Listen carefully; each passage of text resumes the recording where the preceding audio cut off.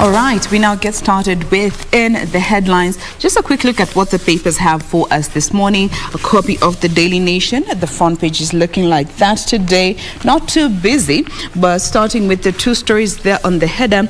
Number one, this is a story concerning expectant mothers. And now experts say their benefits outweigh the risks should they be vaccinated, because there has been an increased number of expectant women who have been contracted COVID-19, and the results have been rather heartbreaking. And there is actually one doctor from Nairobi West Hospital who spoke to this particular daily, pointing out that in a month they have admitted at least 10 expectant mothers in the ICU due to COVID-19, and 4 of those have had to actually undergo emergency C-sections before their due dates to just be able to help them breathe better. And then again, looking at the fact that there still isn't any research that backs the vaccination or backs the fact that they shouldn't get vaccinated. At this point in time, doctors are worried that more and more expectant mothers are contracting COVID-19, and they are having it worse than other people. So that is a story that has been covered here. Moving on to a story that has been covered on the back page of the Daily Nation is in regards to the scramble for teachers as a new union is formed, and now the teaching fraternity is staring at a major split following the emergence of yet another splinter union, that is the National Education Union, which comes months after the turmoil that so many of them leave once again the Kenya National Union of Teachers. That has been captured here. And then coming to the main read, Uhuru rattles Oka by insisting on Raila for 2022, and Odinga is set to meet ambassadors, heads of mission and UN officials for diplomatic purposes. But looking at the Oka leaders, that is ANC leader Musalia Mudavadi, Wiper Party leader Kalonzo Musyoka, and Ford Kenya's Moses Wetangula, they say they will not rally behind former premier for his 5th stab at the presidency. That is the front page for you this morning. All right, and still on that, and on the front page of the Star newspaper is the same story. Uhuru tells One Kenya Alliance that is Oka chiefs to support Raila for president. President Kenyatta took opposition leaders through results of an opinion poll that placed former Prime Minister ahead of the pack. Uhuru tells Oka chiefs to support Raila for president. That is what's captured here on the front page of the Star newspaper. Now, MP seeks to double CDF allocation in proposed law. A lawmaker has sought 100% increase in budgetary allocation to the National Government Constituency Development Fund. Butere MP, that is Tindi Mwale, wants the law setting up the fund changed so that CDF is calculated at the 5% of all the national government share of the revenue. Okay, schools still demand HIV status of Form 1 students. That's according to an activist. Now, many schools still flout the rule by requiring students reporting to Form 1 to reveal their HIV status. Campaigners complain. Now, the condition is contained in the mandatory medical forms, which should be filed by a medical professional. Now, this is something which is quite debatable, all right? And there's a story there of former a picture of ODM leader Raila Odinga to meet envoys from the EU, US, and UN as well. All right, there is that story there of a GSU officer who disappeared 35 days ago, and to date he's not been found. And now the family are requesting that he be produced dead or alive, and they're requesting that the police or the government rather should move with speed and help them track their son. So again, on that story of why pregnant women should go for a jab, it says that the debate on whether pregnant women should take the jab has been raging on, with vaccination posts maintaining that pregnant women are not eligible to take the vaccine. Just last week, the Kenya Union of Clinical Officers protested against what they called the loss of their pregnant members to the virus. So it's a story there that I think is quite debatable. We also talked about these things sometimes last week, Jane and Regina. You know, medically it has been tested that, you know, even expectant ladies or women are also fit to take the jab. Regina, take it away. Well, I liked what you've said there with the vaccination and such. Now, let me just bring you up to speed with what we have on the front page of the Standard this morning. Matters of politics continues taking center stage, especially after that meeting between the former Premier and President Uhuru Kenyatta, as well as the former leaders of NASA there. Now, they're saying there's a shake-up on Oka because President Uhuru Kenyatta is insisting on a Raila presidency. So what happens? That's the questions observers as well as politicians, especially those who are eyeing the top seat come 2022, that is August 9th, which is 362 days away, is questioning.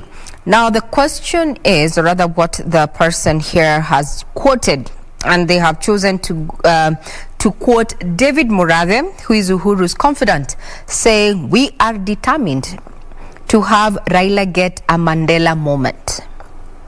It is the only way we can keep the country's unity intact and leverage on Uhuru's gains." That's what we have on the front page of the Standard this morning, being the August 12th. Remember, it's also the World Youth Day as well as the World Elephant Day. And all those who are watching from Nairobi area, thank you very much for keeping us company. Remember, you can reach us also on Twitter at KBC Channel 1 News. Also on the front page is the king of the jungle, what we refer to as lion, Simba, is now ranked among the world's endangered species. You might have a question why, because we know endangered species, either the numbers of population is decreasing, we have the elephants, the rhinos and such, but now the trade in lion bones by countries like South Africa, Zambia and Namibia has led to this situation that we find ourselves in, with now African lions listed as endangered under the Wildlife Conservation and Management Act of 2013. Now, the latest survey also indicates that from the National Recovery Action Plan for the lions and spotted hyenas, estimate that there are about 2,489 lions in Kenya alone. These stories have found themselves on the front page of the Standard this morning as we continue to look at those stories that are making headlines in the headlines. Doreen. Right, we'll spend the March we want. That is what MPs are now saying. We had this story actually the better part of this week as the IEBC chairs just tried to bring out regulations that sort of cap campaign financing, that is during the next year's general elections. However, the National Assembly yesterday nullified this regulation, and I'll be telling you what exactly came forth as of yesterday in regards to that. And also, senators want law to block Friday arrests. These are Ruto allies who are saying arresting suspects over the weekend is actually abuse of rights of Kenyans, because it simply means when you are arrested over the weekend, you have to wait up until Monday. So that is what they're saying there, that now they want to block, they want a law rather to block those Friday arrests. And also, still keeping up with matters politics, Raila walks tight rope as 2022 beckons, where he's caught between the anvil of his former allies and the hammer of hustlers. The ODM leaders' positions are thinning by the day, with time running out fast. The PD has covered this story from page 4 through 6 this morning, so clearly just also taking a good chunk of the paper.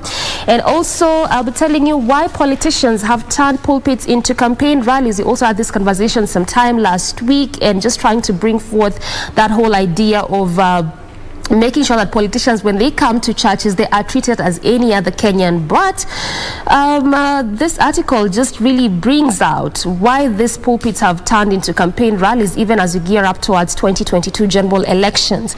And on a lighter note, Google's top searches in Kenya in the last 15 years, and I can tell you for sure, number 3 will shock you. Trust me, that one will shock you. Legit shock you. All right, now let's get to some of these details that we have promised you. And let's start with this particular story concerning the public service vehicles, where according to this particular daily, there was an MOU that was signed this past Sunday between a number of stakeholders, which include SACCO representatives, NTSA representatives from the interior ministries, as well as health and transport. And as per this MOU, public transport operators have agreed to use cashless payment systems to avoid losing their licenses for failing to comply with COVID-19 protocols. Also, more that has been captured in this particular MOU is that the operators have also agreed that they will only fill the available seats in the matatus, and they will not be adding any other seats, because you do know there are some matatus that made some adjustments in their vehicles during this COVID time to ensure social distancing. So they agreed that they will maintain the same to ensure that also they're in line with the COVID-19 protocols.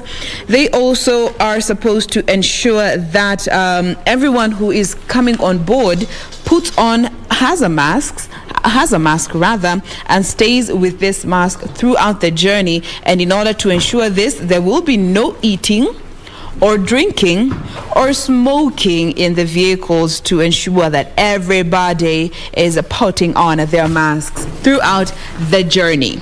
Now guys, kama umewahi safiri na mtoto,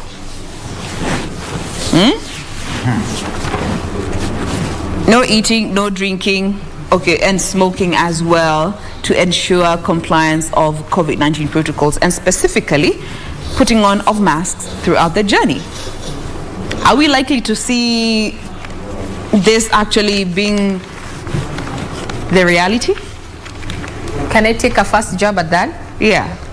It's the breastfeeding month, right? Does that also fall under no eat feeding? Just asking. Yes. Does that fall under and this is on a very light note. Remember, even the stigma around breastfeeding in public is one of the reasons why we are having such campaigns, because it's taboo. Yet, when the baby needs to feed, the baby needs to feed. But talking about traveling with children, I think we need to give some exceptions, especially where you're traveling with small children. You can imagine you've taken the Madaraka Express from Nairobi to Mombasa. Can a child really sustain that? Or you're moving from Nairobi to Nakuru. Half the time the children need to snack on something. So I think we need to make some exceptions when it comes to children. Grown-ups, I don't understand how people can eat their fries, their sugar cane, their bananas and all that stuff in a PSV. As a grown-up, for me, is still something that I find awkward. And there was a video that was trending online, Jane. I don't know, Victor or Doreen, if you came across it, where there was a lady who was actually consuming some ugali and matumbo in a PSV. From matatu. And the person who posted the video, they said they've never thought matumbo ugali would look that delicious. It's with the relish in which the lady was consuming that matumbo ugali. Ujai kula chakula kwa matatu, Ray? Sometimes. It's the hunger. Can't allow you to wait. Okay, I hope you don't mean gum, because I chew gum. No, not gum. Food, as in food. Fries, ugali matumbo. Mchele nyama. Imagine kuna mtu labda amelala njaa. What are you doing to that person? Or a person who is also dieting and trying not to eat. What are you doing to that person? Sasa okay hapo na njaa ngoja mpaka ufike penye unaenda. Yes, kindly wait until you arrive to their destination if you're a grown-up, or for children. And breastfeeding mothers, kindly Regina, ensure that you feed the children. Regina, mine is so simple. You know, there's some people who travel for 6 hours. For example, we were heading to the western side of Kenya. I'm not specific on anybody here, but just imagine Doreen. Kwanza na sio 6, it's 9 hours, so it's even more. For some people, we just do 30 minutes and we are home, so it's okay. But there are stops for those things. Don't carry your miwa and everything else in the bus. Na mahindi. Tafadhali kwanza pale Nakuru. On that note, we take a short break. We'll be right back. Anyway, take personal.